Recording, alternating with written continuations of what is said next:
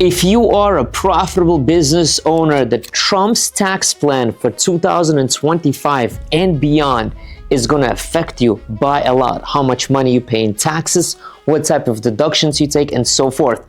Now, I'm going to put all the noise on the side. The biggest noise out there: no tax on Social Security, no tax on overtime. What I want to focus on is you, the business owner. How is it going to affect your business taxes? We're going to keep it short, we're going to keep it to the point, and also below you will see on this YouTube channel chapters for each thing that we're going to talk about, so it's easier for you to navigate through the channel. My name is Boris Musheyev. I'm a CPA, and I'm about to bring you amazing tax strategies for Trump's tax plan. Ready?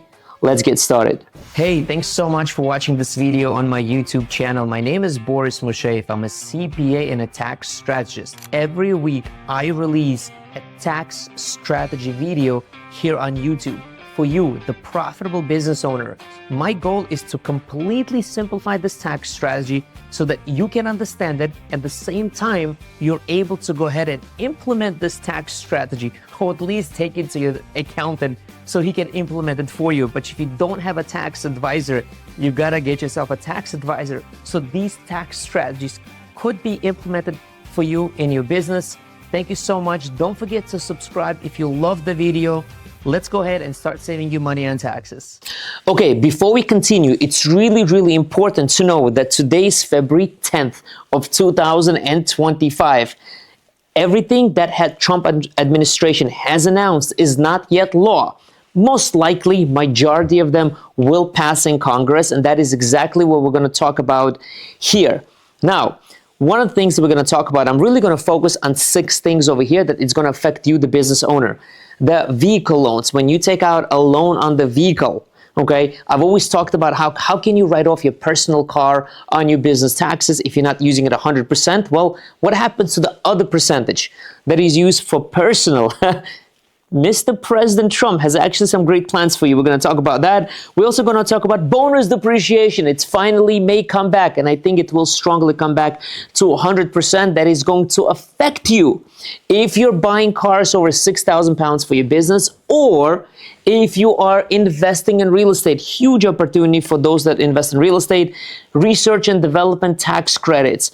If you think your business does not qualify for research and development, think twice. You might want to research this a little bit more in depth. Speak to your tax advisor. But research and development tax credits took a huge hit in the past couple of years. We're going to talk about that. It's coming back, ladies and gentlemen. It's coming back 100%. Well, I hope so. Okay, Social Security benefits. President Trump on his campaign was saying there will be no taxes on Social Security benefits to the retirees. What does that mean for you, the wealthy business owner that is about to retire and receive nice Social Security? Is that going to be taxable? And then there's also no tax on tips. We're going to talk a little bit about that and how it may affect you if you're a business owner of a restaurant. So again, jump through the chapters over here, and we're going to talk about overtime pay. What I'm curious about overtime pay, the reasonable compensation that I always talk about a lot, would we be allowed to restructure it a little bit so we have some overtime pay and not pay any income tax on it? I'll be very curious to see how that's going to work out for a business owner, but let's dive deep into each one of these. All right, auto loans. So on a campaign travel, President Trump was saying that there will be, you can itemize deductions, right? Itemize the interest that you pay for financing your personal vehicle. Now, what does itemizing deduction mean? Now, when you file your personal taxes, you either take a standard deduction, which is if you are married, $30,000, or you take itemized deductions, which majority of business owners take itemized because they own a home, they get to write off their mortgage interest, charitable donations, property taxes, and what's not. Now, what happens is that one of those itemized deductions, President Trump is saying you can write off the finance charges, the interest that you pay on your vehicles. Wait, what? How is that going to benefit you, the business owner? Well, because some business owners don't necessarily use their personal car 100% for the business. They could be using it 60%, 50%, 40%. Well, President Trump comes back and says, hey, I've got another way for you to write off your car expenses on an itemized deduction. Is that going to pass in the law? I am not sure, but it's something he toyed around with, and usually when he says something is going to pass, Most likely it will. So definitely keep an eye out on that. If you are working with a tax preparer, you do not have a tax advisor that's advising you on these tax law changes, please speak to your tax advisor. Get yourself a tax advisor and don't speak to your preparer. Okay, awesome. Let's move on to a bonus depreciation. Now, we all know when 2017 Tax Cuts and Jobs Act was passed, one of the biggest things there was 100% bonus depreciation. Now, a lot of people think, oh my God, Trump gave us 100% deduction. Not on everything. Ladies and gentlemen, you still had a Section 179 that you could use to take 100% deduction, okay? I actually have a lot of videos on my YouTube channel about Section 179, and how amazing it is, and how you can use 100% tax deduction, and you can pick and choose how much depreciation to take this year. But with bonus, it benefits those individuals that buy a car that is more than 6,000 pounds for their business, okay? Now that, if the car is 100% business use, it's 100% bonus depreciation deduction on the entire cost of the vehicle. The biggest other thing is for those that invest in real estate. If you invest in real estate, you may want to use a cost segregation, which again, I have in this video. Check out the description below how to use a cost segregation, but that basically allows you to accelerate your depreciation deduction. If bonus depreciation is back, the items that are part of the cost segregation that have a useful life less than 15 years will be subject to 100% deduction in your first year. It's a huge opportunity for those of you that are looking to invest in real estate, short-term rentals, long-term rentals, and if those losses can be deducted to you against your business income, wow. Especially in some cases, business owners actually buy their own piece of real estate where they house their business. If you combine those two activities together, okay, that real estate losses generated from that using cost segregation, bonus depreciation on top of that can all be deducted against your business income. Again, I have videos on this, very detailed, in the description below. Let's continue with research and development tax credit. Now, I've read that America, United States, is one of the countries that is way behind this, right? We don't really incentivize this for business owners. To make matters worse, about 2 years ago, the law has changed. If you were a business owner and you had research and development, now, if you had, for example, $100,000 in research and development tax credits, IRS said, not only are you going to get a 10% credit, but you're also going to get 100% deduction on those qualified expenses after you minus the credit, but let's just leave that mathematical calculation on the side. The point is that you could take a deduction and a credit. As of about 2 years ago, that has changed. The government said, you can still take the credit, but the deductions you have to amortize over 5 years. Do you know how many startup businesses actually went out of business? Because wait, I cannot deduct my expenses, but I can take a credit. I need those deductions. It really hurt a lot of businesses. Right? I personally have tax advisory clients that it hurt them a lot. The good news is that this will come back to incentivize the business owners to put more money into research development, get 100% credit, well, not 100%, whatever the credit calculation is, and 100% tax deduction. That is part of this Trump's tax plan for profitable business owners. Now, we are going to be back right after this break. Hey, thank you so much for watching my videos so far. I wanted to give you a heads up. I've got this free PDF, 7 tax write-ups that every S corporation business owner must know.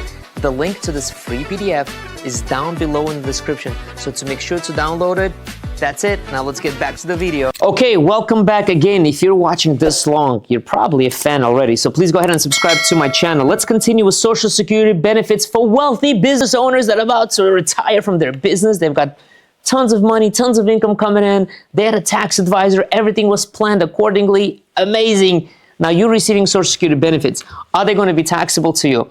No, as of the law stands right now, not is it not going to be taxable for those that don't have any other income, but even for those that have all the other income. Because right now, the way the law is written is that if you're receiving, and I'm just going to use general terms, not going to get into the limits and all of that stuff.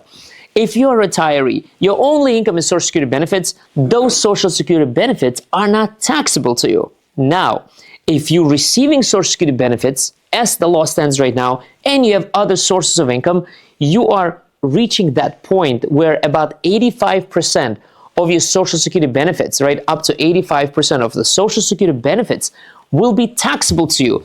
Now, when I used to be back in the day, when I was not a tax advisor, I know, shame on me. When I was a tax preparer, I did a lot of returns for seniors, okay? And it really hurt to see that a lot of seniors that are receiving Social Security benefits and a little bit of pension income, which puts them over the top where Social Security benefits became taxable to them. The reason I don't like it so much, personally, is because you work on a W-2. You pay into the Social Security system. You pay Social Security taxes. When you retire, the little bit of the Social Security income that you receive, you start paying tax on it. I personally never liked it, so I'm very, very happy to see this, that Social Security benefits will not be taxable. Now, regardless of how wealthy the individual is, because remember, who paid into the Social Security benefits? It's everybody, right? Whether you're the business owner, not the business owner, everybody who has worked, even teachers, right? My wife used to be a teacher. Every time she received a paycheck, that was a big Social Security tax on that, right? For a teacher. So I never agreed that Social Security benefits should be taxable, and this administration actually is coming up with something that says it's not going to be taxable to you, which is really, really awesome. Now, tips will not be subject to income taxes. What I am really curious about is that it may not be subject to income taxes. Is it going to be subject to Social Security Medicare taxes again? And if you are a business owner, in any way, the fact that the tips are, if you're a restaurant owner, the fact that the tips are not going to be taxable to your waiters or waitresses, right? It's not really going to make a dent for you because you're not paying any income taxes on those tips. You're just distributing those tips out. Actually, Ted Cruz was one of the original people who wanted to pass this, and one of the things that he was saying is that you get a deduction on the tip income that was taxed to you. So how is this really going to play out? I don't know, but Trump's administration is going very, very strong on it. I don't think it's going to have that big of an effect or any effect on a business owner or business owner's taxes. All right, the last thing, let's talk about overtime pay. Now, I'm very curious about this because you, as a profitable business owner, you probably work a lot overtime, right? So you're the business owner. You definitely work over 40 hours. Now you pay yourself a salary, especially if you have an S corporation, you pay yourself a reasonable compensation. Generally, that reasonable compensation is calculated on the 40-hour workday. What if you work over that and you pay yourself overtime?